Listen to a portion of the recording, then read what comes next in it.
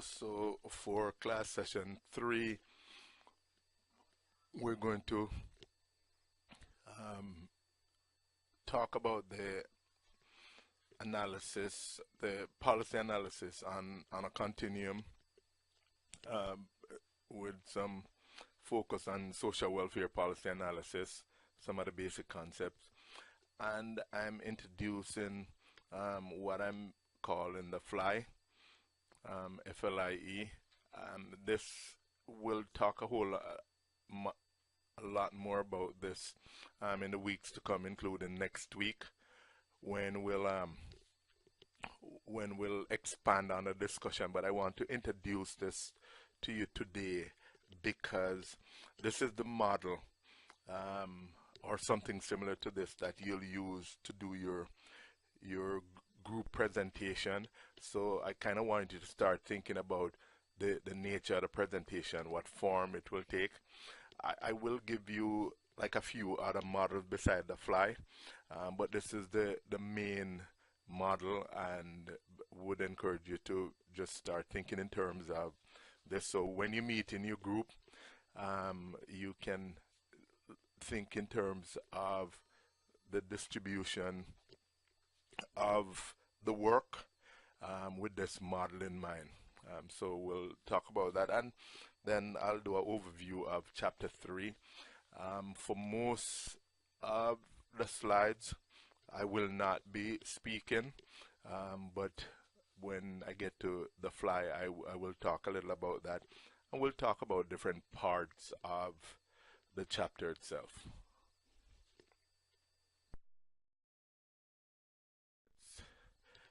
Start with the 3 levels of policy operation, and we mentioned this briefly in class last time. Would be micro, and if you remember, we say micro then is working with individuals. When we're talking about 2 levels, micro and macro, it would be individuals, families, and small groups.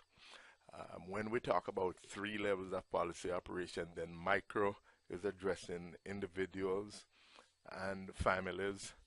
Macro would be addressing groups, and meso would be addressing so macro, I should say, would be addressing systems and institutions, while meso would be addressing small groups. So there are 3 levels of policy operation as we think in terms of social welfare policy in this. I did include the notes that I'm going over here in my upload last time, where the notes included information about meso, the macro level.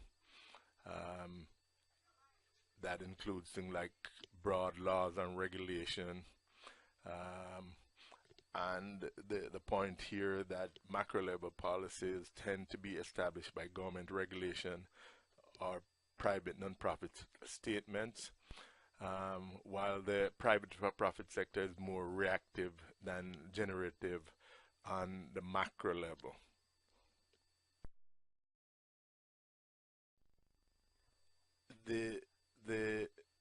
At the micro level, and this is kind of the easiest to understand. You always remember that when we're talking about micro level practice, we're talking about workers doing one-on-one with individuals or families in that sense. Micro level practice can preempt the intention of macro and meso level policies if implementation is constricted, and by that, and the social workers are described here as street level bureaucrats who implement. And remember, I think last week I made a point that the policy can be stymied by 2 considerations. And one is personnel, and that's where social workers would be included in that. And the other is finances or cost, where we have unfunded mandates from the government where they might pass rules, regulation, guidelines for certain things to be done, but it's not funded, so there's no money to cover it, so the policy doesn't get implemented. Or there can be implementation constriction if the worker doesn't know the policy or doesn't follow the policy guidelines. So one of the things I think I mentioned saying to the group is one of the most important things that social workers can do to help clients is to know the policy, to know the. So the three types then, not levels of operation now, but types of social welfare policy are governmental, voluntary, and corporate. And remember, corporate would include for-profit or not-for-profit. Well, no, I should take that back, because corporate would be for-profit, while voluntary usually is not-for-profit. So it's either going to be government or non-profit or for-profit, governmental, voluntary, or the three types of social welfare policy at the government levels. It's about what decision the state makes. Voluntary, it's about non-profit, and of course corporate is about doing it for profit in what is regarded as a mixed economy. That's the way how corporate for profit social welfare is described as.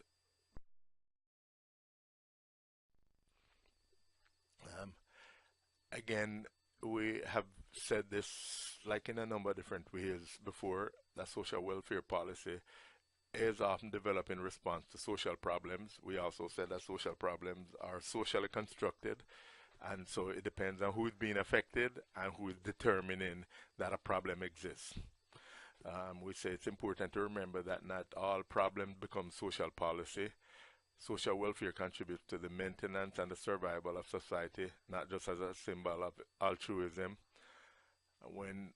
When this is a quote, an interesting quote, when their basic minimum needs are met, the disadvantaged are less inclined to revolt against the unequal distribution of resources. So there are those who argue, more left-leaning type, that the welfare state, so to speak, and providing certain minimum benefits is designed to keep the people subjugated, so that they'll not rise up, they'll not even pay attention to the fact that they're starting.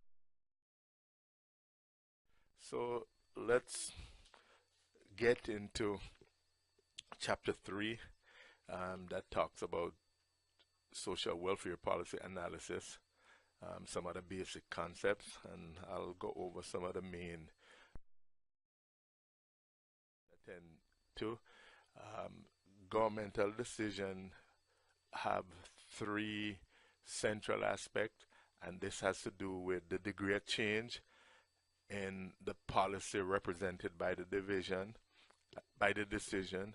This is a good point for me to say people, and that would include our government, do not like rapid changes, do not like sudden changes, do not like big changes. So people are more comfortable with incremental changes, and kind of the slow grinding turn of the wheel, so to speak. The second central aspect is the rationality of the decision. How much sense does it make? How reasonable is this decision? Let's just say somebody proposed that in order to deal with the homeless problem, maybe we should give each homeless family $100,000 a year and leave them to make their decision. Many might view that as not a rational decision. And then the third aspect is the extent to which the disadvantaged benefit. So ultimately, in social welfare policy, like we're always looking to see that um, please spend a little time in the text looking at the six overarching theme excuse me um, that includes and these influence public policy excuse me the problems, real or imagined, a scarcity of resources, diversity of ideas and opinion about what the problem is and how to solve it, change, things, situations, circumstances, constantly changing, cost and benefit, and cost and benefit includes social, economic, monetary, and political. And then the final aspect of this is the unintended consequences. And note the point that no matter how much planning, there will be challenges, problems that are not anticipated. For example, and I give you a live link here to check out this article, this circumstance that gives an example of unintended consequences where problems arise that were not anticipated. And this one is kind of critical to the four basic policy practice skill. So that means the person, the social worker, the teacher, the probation officer, the police officer, who is doing policy practice, the critical skills that they need: analytical, political, instructional, and value clarifying. And we'll talk more about coming up.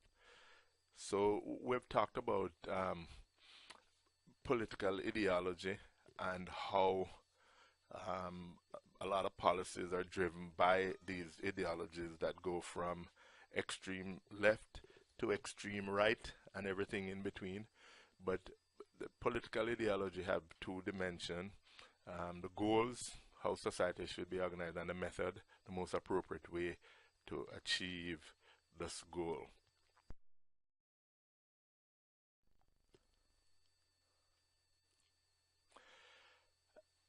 This is a good place for you to sort of spend a minute to think about your own attitude, your own ideology, and the kind of assumptions that you make.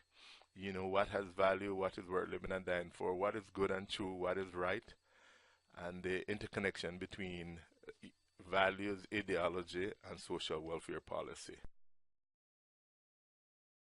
Place to observe. So, over the next series of slides, the discussion will be a guide for the way you will think about the organization of your presentation, and we'll get back to this from time to time when we meet again in class next week. We will continue this discussion, but and even though I say a series of slides, I'm going to show one slide with 4 parts, and we'll spend a minute talking about the content. We're talking about the FLIE. This is the model. So here's what I want you to do. This is a good time you could maybe pause this video to think about what I'm going to say over this period. I don't want you to rush over this because this is going to help you to do a better quality group presentation, and for you guys in your group to kind of formulate the discussion that you want to have about the way how the distribution of labor will happen within the group. So the first part of the FLIE is the formulation, and we're talking about policy formulation. Now, one proponent, Dr. Wayne Hayes, argues that policy formulation is the development of effective, acceptable courses of action for addresses what has been placed on the policy agenda. Let me say that again, that policy formulation is the development of effective and acceptable course of action for addressing what has been placed on the policy agenda. So let's just say there has been a rash of Um, let's talk about the flu, because we've had like terrible flu season this season. And there's some proposal for coming up with policies to deal with the outbreak of the flu. So in the formulation part of this, so the agenda had been placed on the table. The agenda item here is containment of the flu outbreak. So what we're saying is that formulation then is the development of effective and acceptable course of action for addressing the flu outbreak. Um, the formulation can be seen as the crafting of alternatives or options for dealing with a problem. The legislature is the primary institutional focus, and this is done in terms of what's effective, how effective is the formulation or the plan, determining how acceptable will the public buy the proposal for containing the flu outbreak, the level and the quality of analytical work, and the political. The political is always critical. How will the constituents react to the proposal for this containment? So, for example, let's just say as part of the containment, it was suggested that people who have had the flu for more than 2 weeks should be quarantined and not allowed to go out in public. That might not be politically acceptable to the constituents, the people who are affected, the people who will benefit. That might just not be an acceptable proposal to them. So when we think of formulation, we're thinking about the needs, the objectives, and the environment of organization that should be considered. The internal and external environment should be examined for opportunities, for constraint, for strengths, and for weakness. It should be evaluated for cost, for benefit, and resources, and it should be examined based on the contribution to the objective, that is, to the problem being solved. One of the things that you guys want to do in your group as you're working, I think we've talked about this in a number of different ways before, is as you're looking at your proposal, at your formulation, the question should be asked, is this relevant to the solving of the problem?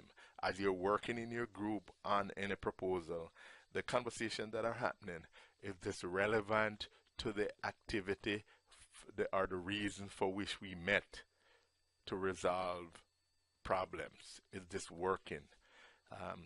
Formulation, doing all of that. The L in the FLIE is legislation, and legislation involves two primary groups at a federal level. You could say three. You have the House and the Senate, and then the President sign. At the state level, you have the Senate and the Assembly, and the governor sign. So legislation, and hear me on this, we'll talk about this some more, but it's good to kind of have a heads up now, so you start thinking. For the legislative piece of this, I do want you to, the group, to identify the name of the bill, and it's either going to be HB or SB. So the name of the bill, the number, the main sponsor of the bill, the name of the co-sponsors, the final vote. If so, for example, if it's federal legislation that authorizes the law that you're looking at, I need the name of the politician who sponsored the legislation, the co-sponsors. So you'll talk about the final vote. And if you're looking at legislation that is being implemented locally, so you'll talk about what federal legislation is provide the guideline, and the name of the local legislation, and again providing those basic information. I will talk about this again and again, and you'll have notes on it. But just remember, for the legislative piece, you need the sponsor, the co-sponsor, the vote, the final tally, and even things like the date that the bill was signed into law. And one of the things that you'll see is this part of the presentation does not include as much heavy lifting as other parts like the formulation or like the evaluation. So as we talk more in class, like you'll get to see this is maybe the lightest part of the presentation. And you don't need to dedicate as much resources to this as to the formulation and to the evaluation. Let's see. The I in the FLIE is for implementation. So after looking at the different alternatives during the formulation phase, because during the formulation phase you're going to look at different proposals as to possible solution. The formulation phase will involve the history, what was the problem that was identified, who was being affected, what were some of the proposals for resolving this problem, and then, you know, after that is when the legislation would have been proposed. So during this formulation period, people look at different alternatives, then the most appropriate is selected, you know, based on the needs, the objectives, and the environment of the organization.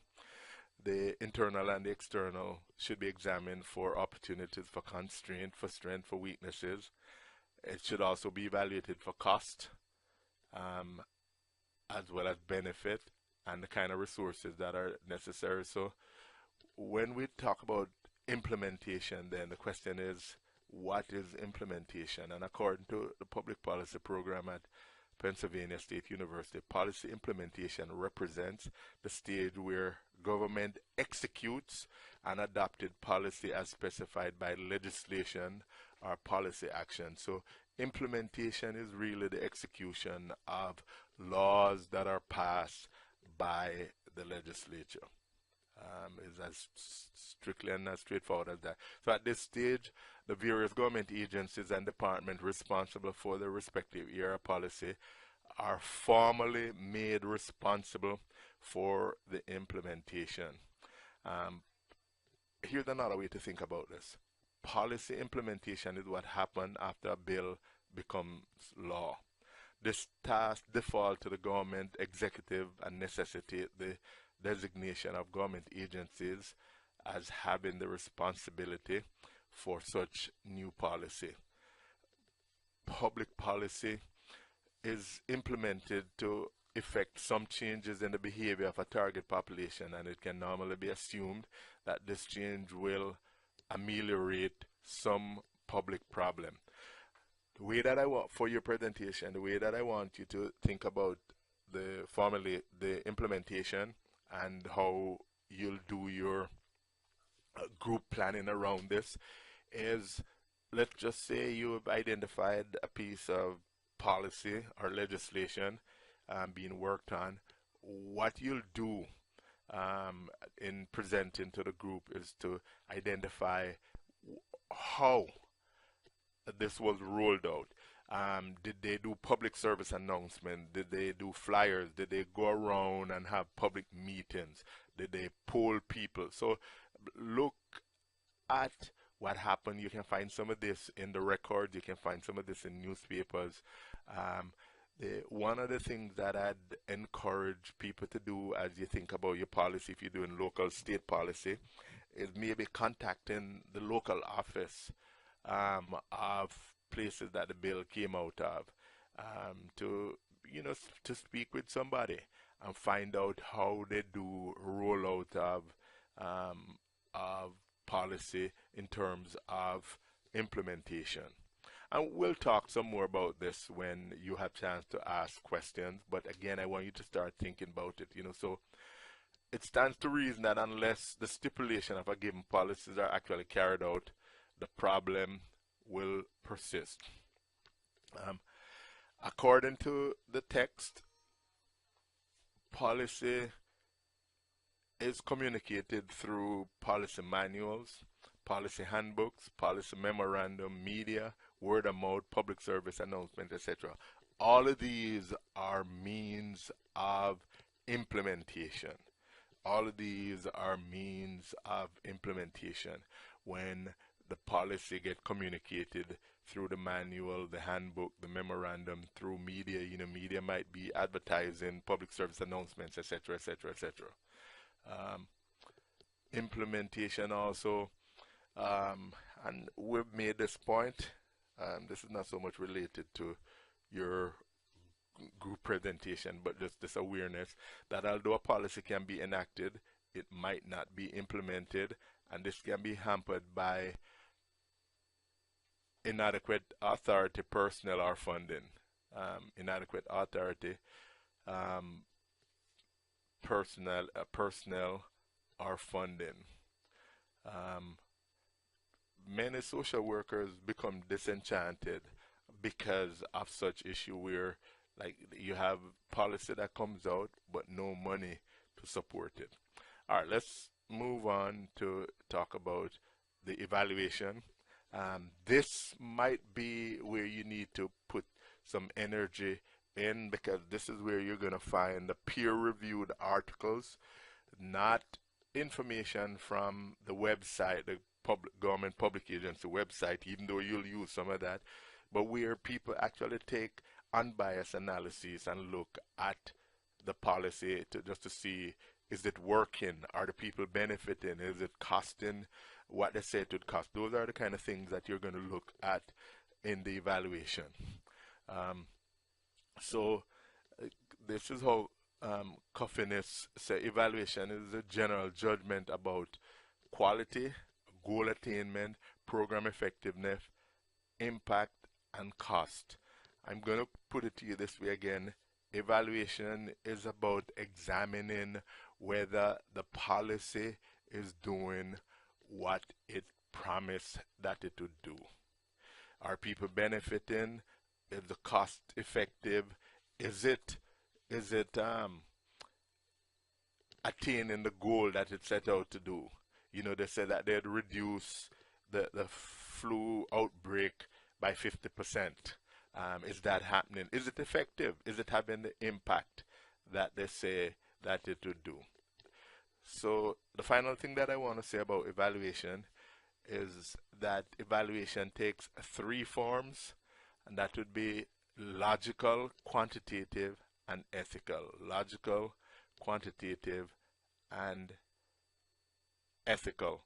I will pause this discussion about the FLIE here, but wanted you to spend a little time in reaction to the notes, etc. This week, thinking about how you're going to work in your group for your presentation. It's going to be influenced by your presentation in class. You'll discuss the formulation, the legislation, the implementation, and the evaluation. That's what you'll do for your presentation, and we'll talk some more about this. So back to chapter 3 then. Chapter 3 focuses on method of academic policy analysis in order to prepare students to understand policy practice in the context of his or her own practice. And it identifies the 4 dimensions of policy analysis, and it also describes the 4 types of descriptive policy analysis, the 3 forms of evaluation used in policy analysis, and discusses the limitation of a scientific approach to policy analysis. I'm just giving you time to digest the notes that's on here. If you don't hear me say anything, it's not because I've gone silent. It's for you to think through what is being said.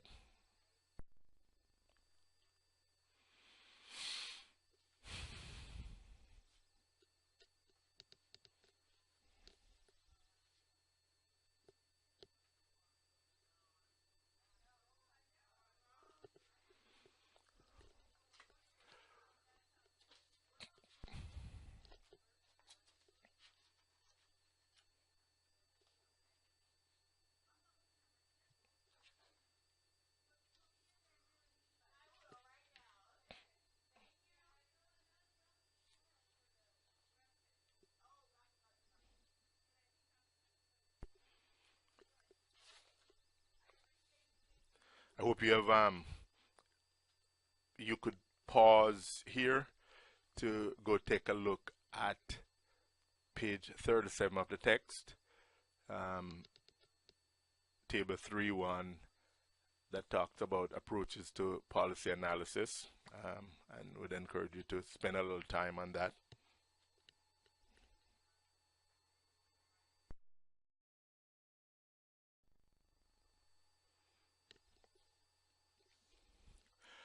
When we talk about policy analysis, the highest um, level of analysis is academic. The next level, social planning. Third is journalistic or practitioner, citizen analyst. I will talk about this in class when we meet next time, just to kind of make the point again. But just think in terms of the hierarchy. The highest level is academic, and that's where your peer-reviewed journal come from. It's one of the reasons why you're required to provide 4 to 6 peer-reviewed journal articles as a part of your bibliography for this class, for this activity at the end. So as you do your research, you're going to ensure, because you're going to find, like a lot of things at the journalistic and practitioner level, most will come from the social planning agency, but the most important is from the academic, and we'll talk some more about that in class.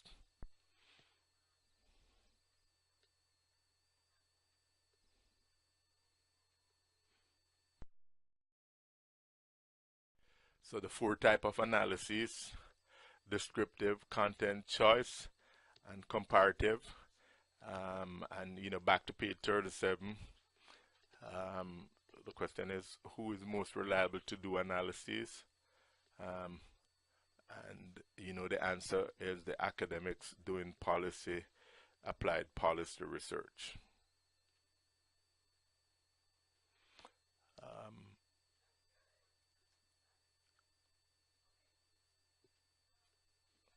So the process analysis. So let me kind of go back. That the 4 types are content choice, comparative, and historical. I just said comparative, but and historical. And then when we think in terms of process, um, and I guess we'll mention content. What is the policy? What's in the policy? Choice. Some programs are universal for everyone, while some are categorical for some people in some group. Some program might be for children. Some program might be for men. Some program might be for fathers. That's the way to think in terms of choice. While some is universal, everybody get it.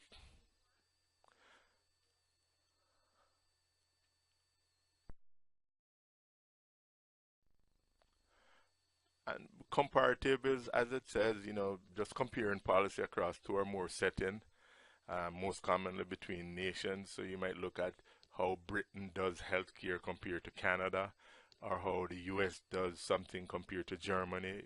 Education, that's one they usually compare. When we talk about historical analysis, we'll definitely spend some time to address that in week 4 when we meet next time. But it's about understanding policy as a pattern of behavior by entities, whether state or private group, over a long period of time. And it involves some assumption that because we understand currently in order to understand what's going on now, we need to understand the history and the past of this. Getting back to formulation, when we part of the formulation looks at the history of the problem that made it necessary to have the policy, the kind of discussion that went on in talking about solutions. So when you think of your FLIE model, the formulation is always going to include some history and background to the problem and the proposed solution. Then, process looks at the players, what role do they play, who are they, political actors such as elected officials, bureaucrats, media professionals, special interest groups.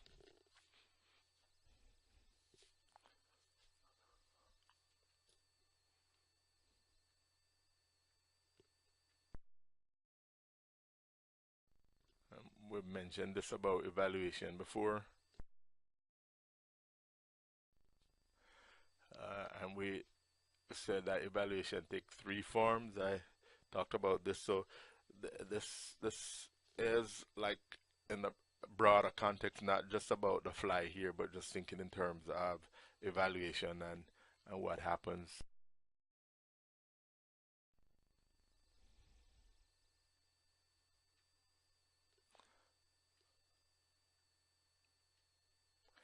And note here, evaluation is a response to more current critical review of political actors and skepticism on the part of the public.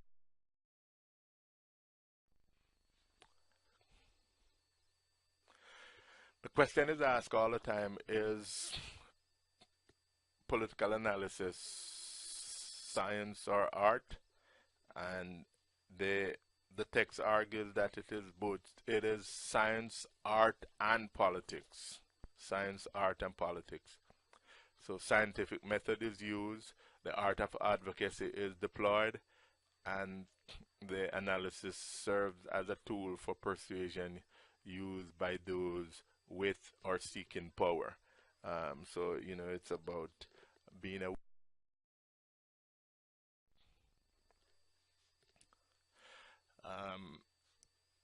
I think you attempted to do some of this in your activity for today to define social welfare and to talk about policy and social welfare policy.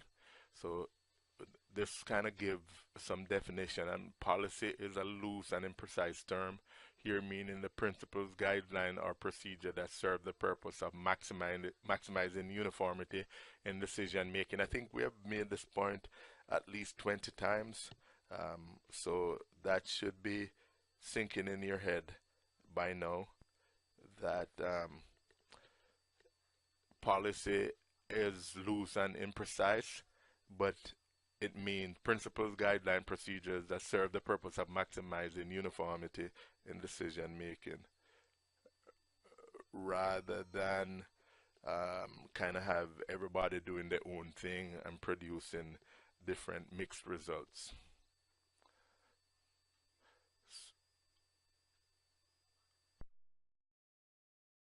So in conclusion, the chapter was focused on the perspective of academic policy analysis in order to prepare the reader to conduct their own analysis.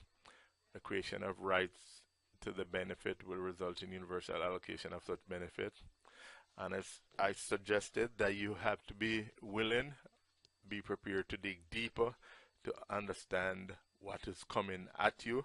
I know this is new language for a lot of you, new way of thinking about some of these processes, but we hope that we'll endeavor to make the process manageable for you as we go forward. Policy is, and you know that by now, social welfare policy, broad social philosophy to the narrowest administrative rule. Social policy means the opposite of rugged individualism, as well as increasing government involvement in the social life and the pursuit of greater equality. Libraries, parks, recreation, tax code, and family laws are all example of, and I know you might be shouting this out before you see it, but you know. All examples of social policy, but not social welfare policy. What federal mandate for infertility treatment covered by insurance providers. So you start seeing this in the information in the statement of the issue, and that would be found in the formulation part, where the argument is being made. They're building up to say, hey, Houston, we have a problem. Without insurance coverage, what will then the critical statements about the problem. The four, we had mentioned the four critical policy practice skills: analytical, political skills, interactional skills, and value clarifying skills. So, continuing the policy proposal, they say like reproduction is a major life activity, and they go on to talk about the cost of infertility treatment. See, they'll say an infertile couple can spend close to $60,000 in medical expenses per live delivery. So that is obviously a serious problem. Now the question is that a big enough problem for the government to want to get involved to fix it, or is that like a private concern that individuals have?